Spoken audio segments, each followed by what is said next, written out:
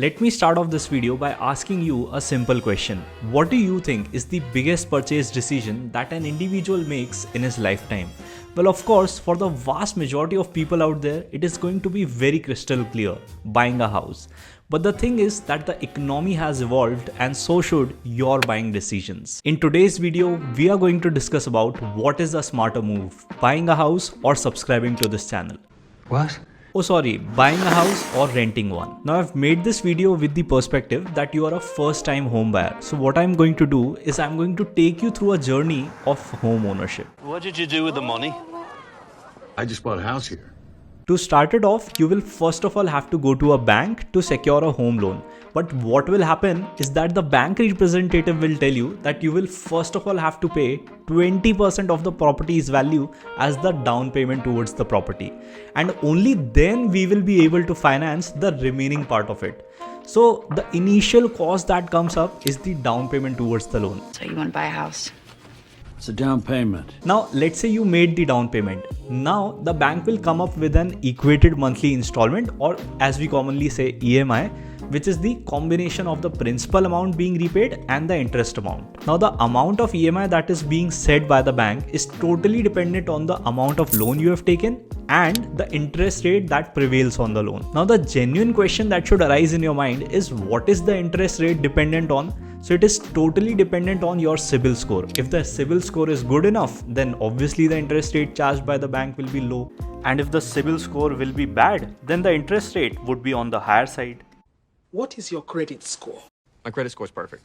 Moving on, you will also have to bear the charges that are associated with home ownership. What are these charges? Well, first of all, there is the stamp duty. It is usually between 4 to 7% of the property's value, depending upon which state you are buying the property in. And thereafter, there is a 1% registration fee to transfer the property in your name. Now, if this all seems like a lot to you, let me make you more overwhelmed. Once you are settled in your house, there will also be upkeep and maintenance cost to bear, which is usually around 0.5 to 1% of the property's value. I've got too many expenses. Okay. You literally need to be mentally prepared to go through this home ownership journey. On the contrary, if you look at renting, then all you need to care about is the monthly rent amount. Now, I definitely want to get right away into the financial calculations so that I can tell you what is the financial implication of buying and renting a house on your net worth.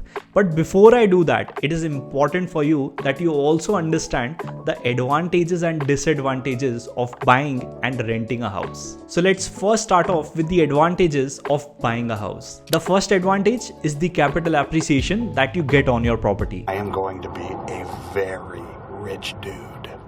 But the thing is that you also need to focus on one very important aspect. The thing is, when you had bought the house, you got the ownership rights of the property by just paying the 20% down payment. The remaining part of the property has been financed by the bank. So what is happening is that you are not only earning on your part of the equity, that is the 20% down payment, but also on the 80% of the house that has been financed by the bank. This concept of using borrowed money to generate returns is called leverage, and that is a very big advantage in case of buying a house. We need leverage. The second advantage is that warm and fuzzy feeling of owning a house. Real estate is actually an asset class that you can tangibly enjoy. It brings a burst of emotions in you and a sense of stability and security. Coming to the third advantage, the government also promotes buying a house by giving you tax benefits. Under Section 80 EEA of the Income Tax Act, the government allows 1.5 lakhs of the home loan interest to be tax deductible. Those contributions are tax deductible. This actually helps to lower the net interest cost that is charged on your home loan. Last but not the least, the EMI that you pay on your loan increases your part of the equity in the house. Equity in the house, approximately $29,000. Also, few years down the line, your EMI would remain the same, but your income would increase. So at that time, you can turbocharge your journey of home ownership by paying more than the computed EMI. Why are you so happy? I have paid my debt. Now, all these advantages paint a rosy picture of home ownership. But wait a second, let me change that for you. Let's come to the disadvantages now. Firstly, there is a high upfront cost. What does it comprise of? It comprises of the down payment, the stamp duty, and the registration fee. Now all these are a percentage of the property's value, and so it can be a huge financial hurdle for a lot of people. How much will you pay him now? Down payment. 20,000 up front. Secondly, there is a long-term commitment involved. A home loan usually varies from 15 to 30 years, and so it can really become a baggage for you without you even knowing it. Do you know why I love my job? I have debts. The third disadvantage is the interest cost. What can happen is that the RBI can increase the interest rate due to high inflation, and it will directly impact your home loan interest as well. What's bothering you? Inflation, I'm afraid. This would increase your interest payments, and the tenure of your loan would also increase. So the net impact would be that the overall cost of your house would increase significantly. Lastly, since it's your own house, you are solely responsible for all the upkeep and maintenance cost. So any kind of repair that comes up, you are responsible for that. Now that you have a good idea about the advantages and disadvantages of buying a house, let's look at the advantages and disadvantages of renting a house. The first advantage of renting is the great flexibility that comes with it. In case of renting, you can choose to explore different neighborhoods within the same city. So many beautiful women. I love this neighborhood.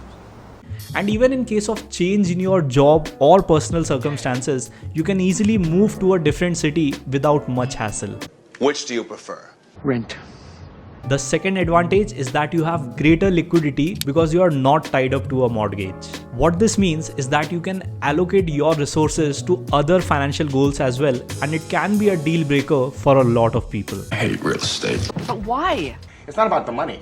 What it is liquidating the money. The third advantage is that your initial cost is on a much lower side. Some landlords may even ask you to pay 2 to 3 months of security deposit, but it is nothing in comparison to the upfront cost that is payable in case of a home loan. Here's your rent. Now coming to the disadvantage of renting, the first disadvantage is that rent is incremental in nature. Inflation plays its role and the landlords consequently increase the rent. These rent hikes in the long term can become a heavy weight for your income. A rent hike now? Come on! The second disadvantage is the lack of equity. Even if you pay rent for 30 years, you will still not have even 1% of the equity in the house. The entire rent that is paid by you is wiped away in an instant by calling it the cost of temporary occupancy. Lastly, the third disadvantage is that the relations with your landlord governs your experience of living in the house. If your landlord is slow or unresponsive to any of your maintenance concerns, then your stay can become challenging and conflicting. It's Mr. Landlord. Hello, Mr. Landlord.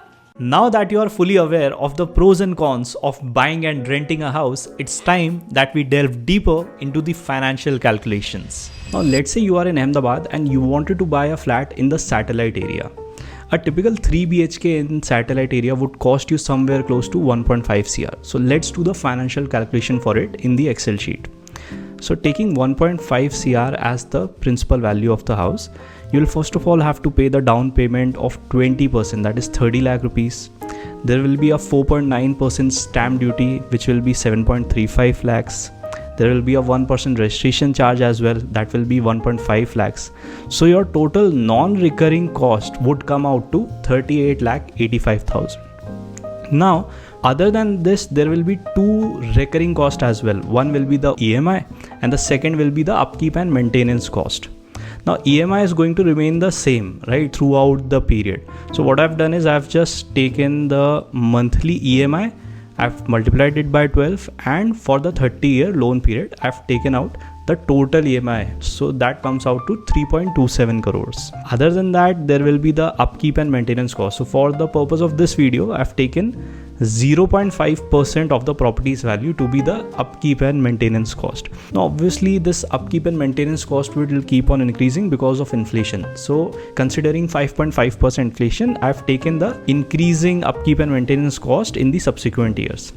So the total upkeep and maintenance cost for these 30 years comes out to 54,32,661, and so I've taken it over here, and the total recurring cost therefore comes out to 3.81 crores. Now this makes your total home ownership cost to 4.2 CR. Now the question arises, what will be your financial standing? So your financial standing post 30 years will be that you are the owner of a 8.61 CR house after 30 years. How have I arrived at this value? I've just used 6% capital appreciation for 30 years. So this was the case where you buy a house on a loan. Now let's look at the case where you rent out the same flat. So to rent out a 1.5 CR apartment in Ahmedabad, you will have to pay 4.5 lakhs in annual rent. How did I come up with this value? I just know that the rental yield in Ahmedabad is 3%. So I just multiplied 1.5 CR with 3%.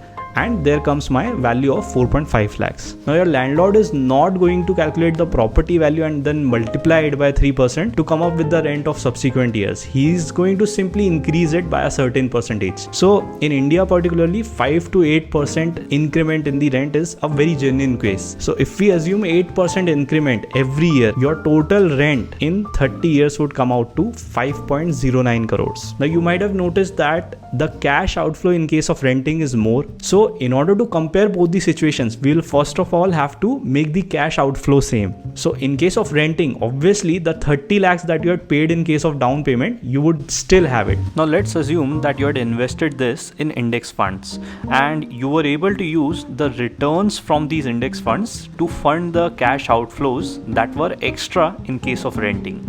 To give you more clarity, let's first of all see the cash outflow in case of a loan. Now obviously rent in the initial years, that is till year 14, is less and the cash outflow in case of loan is more. So there you have a surplus money which can be invested in index funds again. And so in the 30th year, you'll be able to accumulate a good amount of money. And the cash outflows that are extra that you see in the red in the years 15 to 30, these cash outflows will be met by the returns that are generated by the down payment invested money. So now the question arises, what is the financial standing in case of renting? So in case the index funds where you invested in, if they gave 10% returns, then the amount that is invested on an yearly basis, that amount accumulates to 6.42 crore. And if the index funds gave 12% returns, the same amount investable accumulates to 10.19 crores. Other than that, the 30 lakhs down payment money that was invested would also accumulate to 1.92 crores if the returns on index fund was 10%